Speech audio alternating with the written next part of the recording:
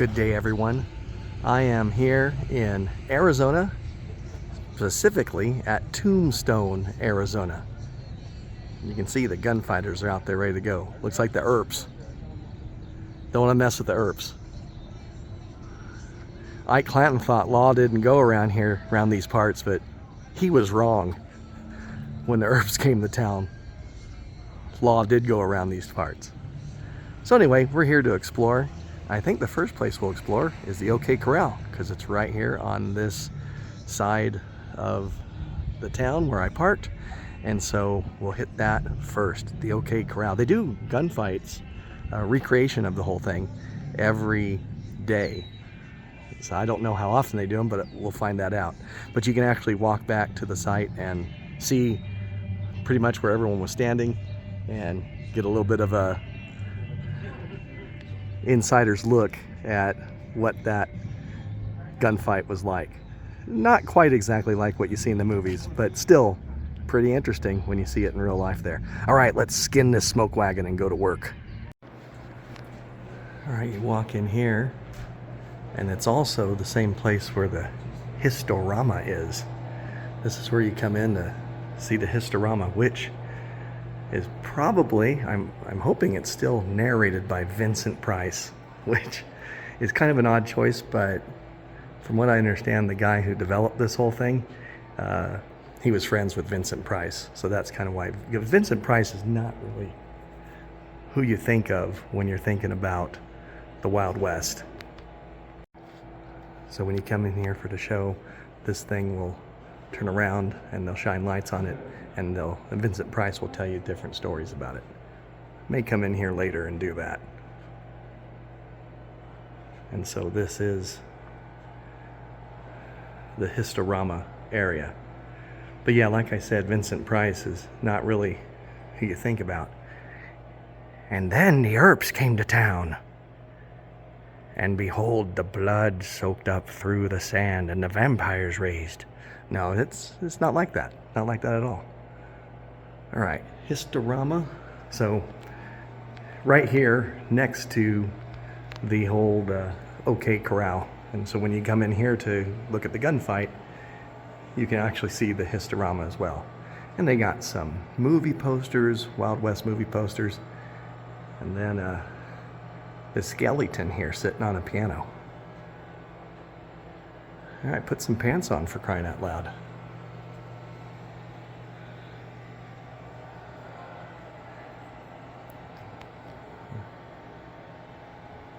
Five shots out of the darkness. 3 shots tore through a Crystal Palace window and lodged in the opposite wall. 2 struck Virgil, leaving him a partial cripple. On March 18, 1882, while playing pool in Campbell and Hatch's billiard parlor on Allen Street, Morgan Earp was shot to death. Wyatt nearly was hit. A coroner's jury fixed the blame on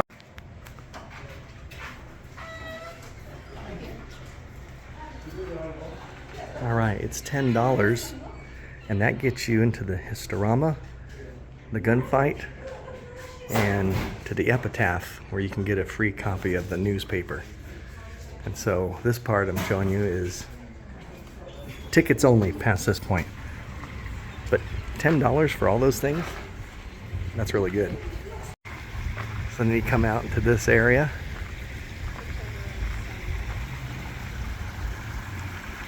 Few things to look at here in this courtyard, and this is on my way back to the area where they have the gunfight show. It's a nice day, it's not too crowded. It's a Thursday towards the end of July. Now the gunfight happened towards the back, and it tells you about the rear entrance here. It says on the afternoon of October 26, 1881, Tom and Frank McLaury walked with Ike and Billy Clanton through the corral and out this back entrance right here. They planned to confront Doc Holliday, who lived nearby in C.S. Fly's boarding house. And then minutes after exiting the corral, they met the Earps and Doc Holliday, and the rest is history. Holliday was like, "I'm your Huckleberry." He was ready. All right, there's the actual site of the gunfight. We'll kind of take a closer look at that after the show. First, I'm going to go in here and watch the show. They built this little area here where you can see a reenactment. Hey, some free sunscreen. Oh, whew. Yeah, I think I'll pass. Get up and fight! Get on your feet and fight! Get up! At least I got you, Holiday. You still got the guts to play for blood? I'm Huckleberry. All right, just finished the show, and gonna do some more exploring of this area in a little bit, but I gotta find a bathroom. Well, here's an 1800s toilet, but that's not what I need. I need a 2025 toilet. All right, I'm back here at the back of the OK Corral. This is I've got a couple displays here that you can look at, and then we'll look at where the gunfight actually happened. And the thing, we already saw a little bit of that in this video, but the thing that always stands out about that is how close they were all standing to each other. Now this is an example of a crib of Tombstone. I call it a Tombstone crib, which many of the soiled doves of the 1880s lived and conducted business. But landlords rented out these small buildings to these soiled doves for $20 a week, and dozens of such cribs line 5th and 6th streets between Allen and Tough Nut streets. Oh, I love that name for a street, Tough Nut. Such an existence usually led to alcohol and drug addiction and ended in violence or suicide. Maddie Earp, Wyatt Earp's second wife, suffered a typical fate. After Wyatt left her, Maddie ended up as an alcoholic working out of a crib in Pinal, Arizona. She committed suicide by swallowing an overdose of laudanum on July 3rd, 1888. So this crib stands as a silent witness to the darker side of Tombstone's past.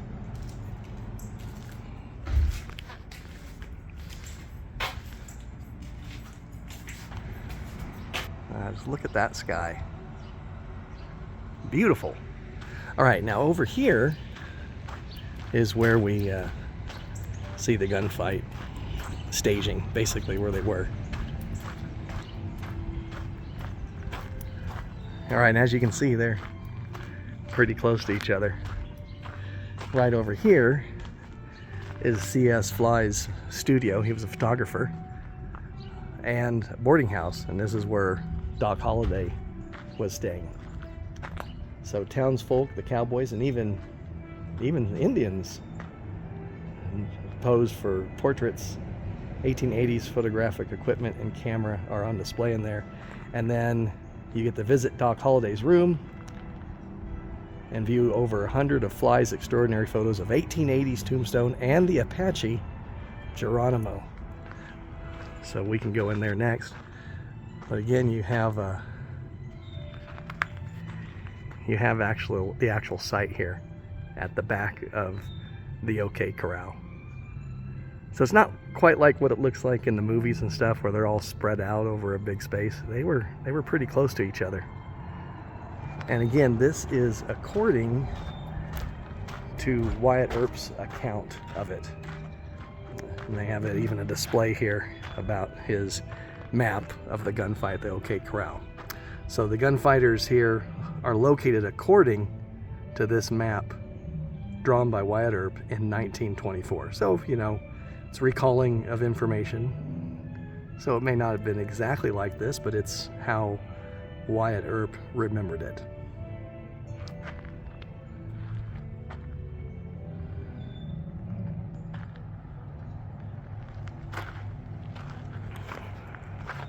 Let's see here.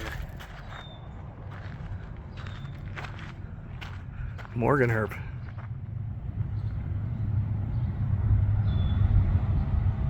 Man, he looks like he's a walking dead right there. That's pretty creepy. They need to do a touch-up job on the eyes here. You know, a lot of them are kind of like that. They're hitting the sun so much.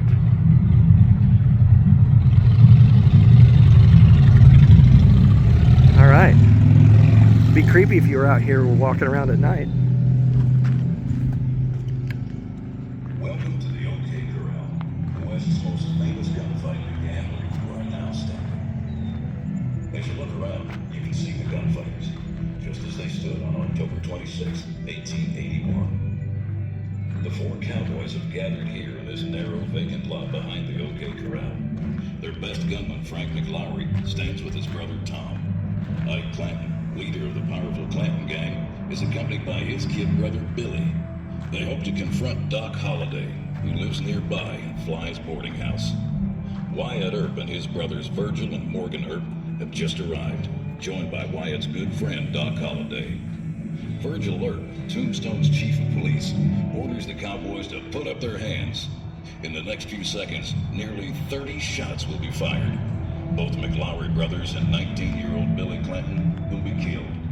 Virgil and Morgan Earp will fall badly wounded. This bloody gunfight at the OK Corral was the climax of a bitter and often lawless struggle for political and economic control of Tombstone's riches. On one side were the local ranchers and cowhands, mostly Southern Democrats, who had long controlled Arizona territory. More than 100 of these so-called cowboys had banded together under the leadership of the Clanton family. Many blamed the cowboys for every stage robbery and stolen cow in the territory. But Johnny Dean, sheriff of Cochise County, gave them legal protection. And the Tombstone Nugget newspaper, published by one of Bean's deputies, defended the cowboys in print. On the other side were mining officials and local businessmen backed by wealthy Eastern investors. Their spokesman was John Clum, Tombstone's Republican mayor and the editor of the Tombstone Epitaph newspaper. The businessmen's profits depended upon capturing control of Tombstone, but the cowboys stood in their way. So Mayor Clum chose the Earps to drive the cowboys out of Tombstone. The trouble began when cowboy Curly Bill Brocious shot and killed Marshal Fred White, a friend of the Earps. This incident was followed by a year of stagecoach robberies, cattle wrestling, pistol whippings, and arrests, voter fraud, and even romantic rivalries. Whenever the Earps arrested a disorderly cowboy, they would hit him over the head with the barrel of a revolver. The cowboys claimed this tactic, called buffaloing, was simply police brutality. But one day, Wyatt tracked 6 stolen army mules straight to Frank McLaury's ranch. On another occasion, Wyatt caught cowboy Billy Clanton with one of Wyatt's missing horses. Then Sheriff Bean arrested Doc Holliday for robbing the Tombstone stage and killing the driver. Bean had tricked Doc's girlfriend, Big Nose Kate, into making the false accusation. Both sides were spoiling for a showdown. On the morning of October 26, 1881, heavily armed cowboy Ike Clanton wandered the streets of Tombstone, threatening to kill the Earps or Doc on sight. Virgil Earp arrested Ike for illegally carrying a gun in town, buffaloed him, and dragged him to court. Wyatt Earp then caught Tom McLaury outside the courtroom and buffaloed him as well. The cowboys, now fighting mad, gathered behind the OK Corral. The Earps headed for the corral. Doc Holliday joined them.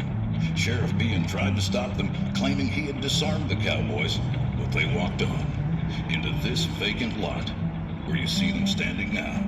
Suddenly, Wyatt cries out, "You cowboys have been looking for a fight. Now you can have it. Boys, throw up your hands. I want your guns." "Oh, I don't mean that. I've come to disarm you."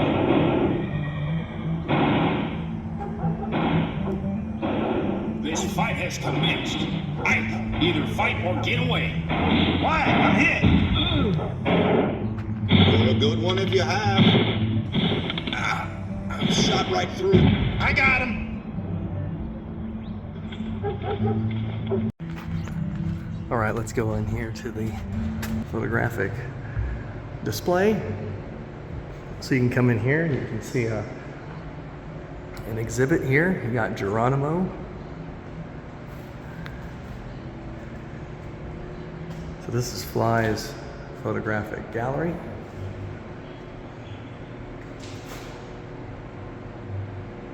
There's the founder of Tombstone, who discovered the Lucky Cuss mine.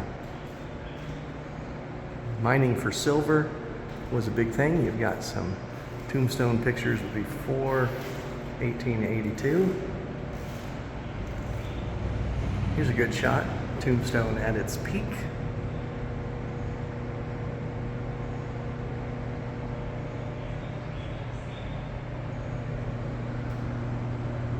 A little display on life in Tombstone.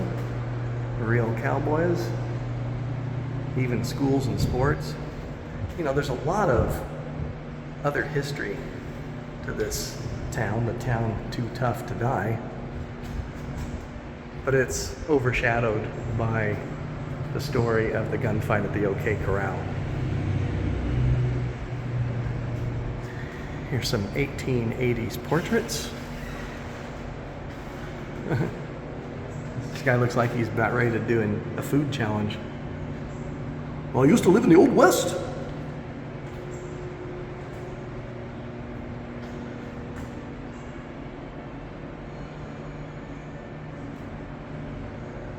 And then here is Doc Holliday's room. Doc Holliday, friend of Wyatt Earp, roomed here in Fly's boarding house and photography gallery. Big Nose Kate, Doc's girlfriend, had come for a visit on October 26. 1881, 5 cowboys gathered outside Doc's room, hoping to ambush him, hoping to wait for him.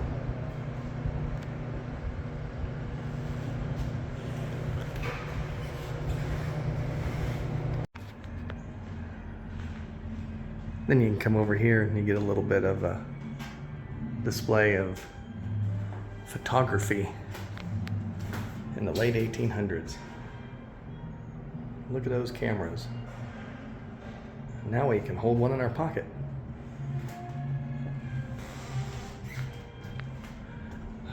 You know, it's odd how the way they took pictures of babies back then. Because it's propped up. It just looks, it looks kind of amusing to me. I don't think the kids enjoying it that much.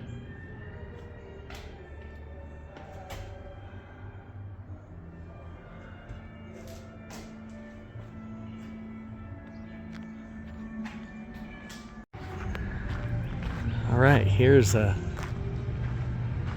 old buckboard,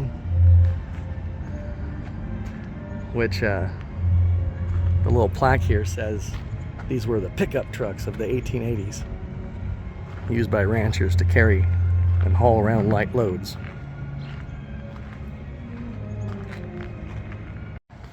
Here's another shot of that area between the gift shop and where you buy your tickets for the gunfight, and then the actual gunfight location and where the show is.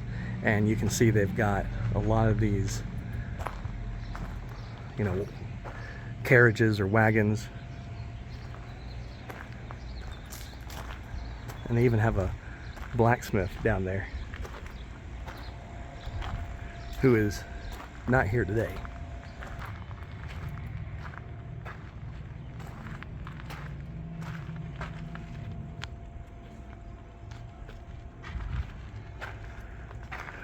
Well, that's the real use for an anvil, but having been raised on Bugs Bunny cartoons, I always expect those to just land on people randomly.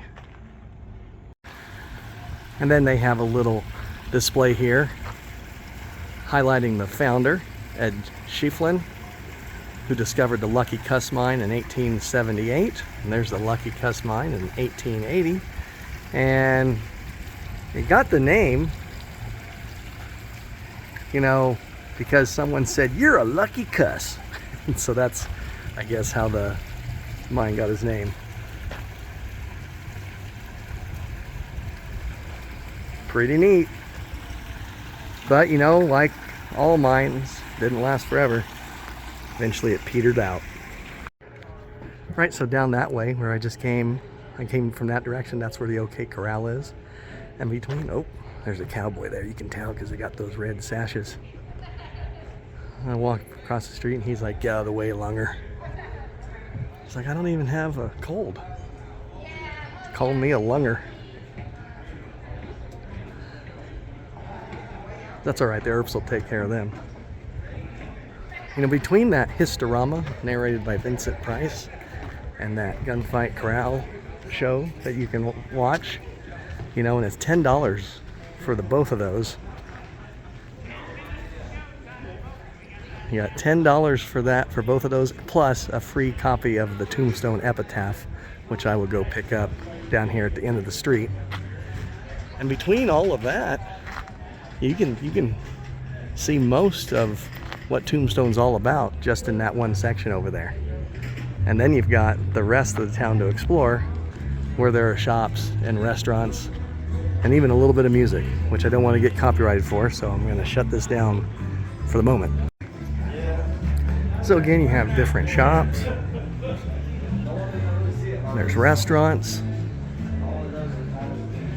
got influencers like myself, everything here. Oh, there's old Kalijah.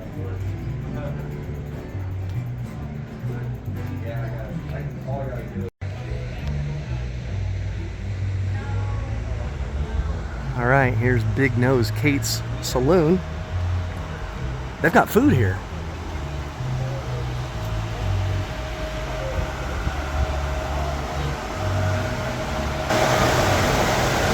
All right, no weapons allowed. Still following that same law back from the 1880s. Can't be having any weapons here in Tombstone. I gotta find a place to eat. But in Big Nose Kate's, all the servers were dressed like soiled doves. I think I'll find another place. All right, let's see what we got over here. It is nice because these roads are closed off. Not the roads on the side here, you know, so you do have to watch for cars and traffic as you're going through.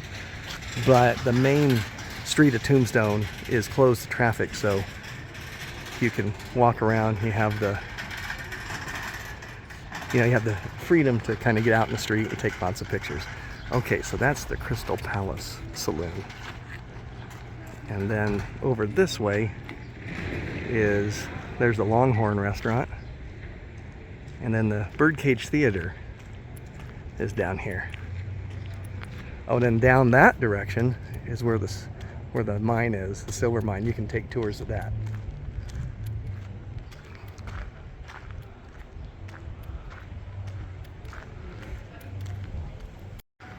All right, there's the Oriental Saloon. It says Wyatt Earps, established 1880. Now, he didn't own it, but he had significant involvement in that saloon. And was, I think, a manager and gambler there. So again, even though he wasn't an owner, he did help maintain control in there. The movie has a scene that addresses that. So he had quite a bit of involvement in the Oriental Saloon. Then down here, as you get towards the end of the street, again, you've got some more shops. You got Doc Holliday's Saloon with old Duke standing out here in the front. Hey Duke, how's it hanging? See, he skinned the smoke wagon. He's ready to go. He's ready to throw down.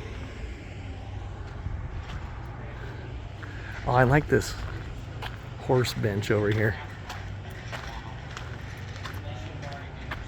That's pretty cool.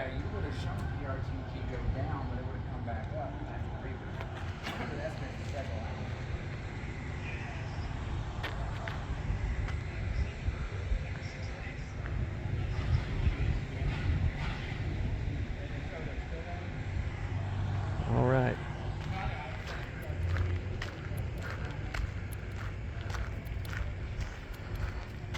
The ice cream place is called the Sweet Sin Parlor. And then here's the Birdcage Theater.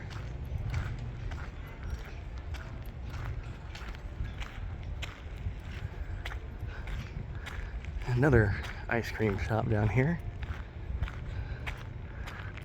I think the Tombstone epitaph is right around the corner. Because I need to get my newspaper. Hotel Tombstone. The hotel too tough to die. Alright, within these walls stand the remains of a bygone era in Western history. That's really cool.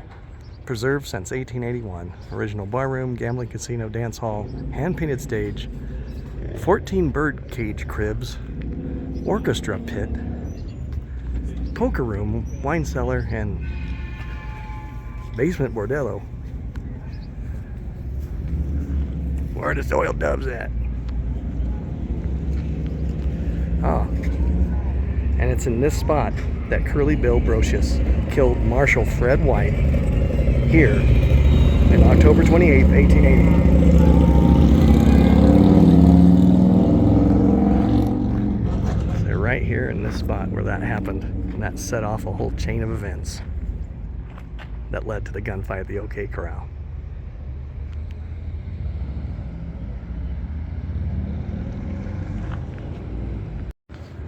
Now, if you do want to go inside the Birdcage Theater and see all those things that is talked about there on the sign, that's going to cost you $16.50. So extra fee for that. But I need to get something to eat so I can take my back pill.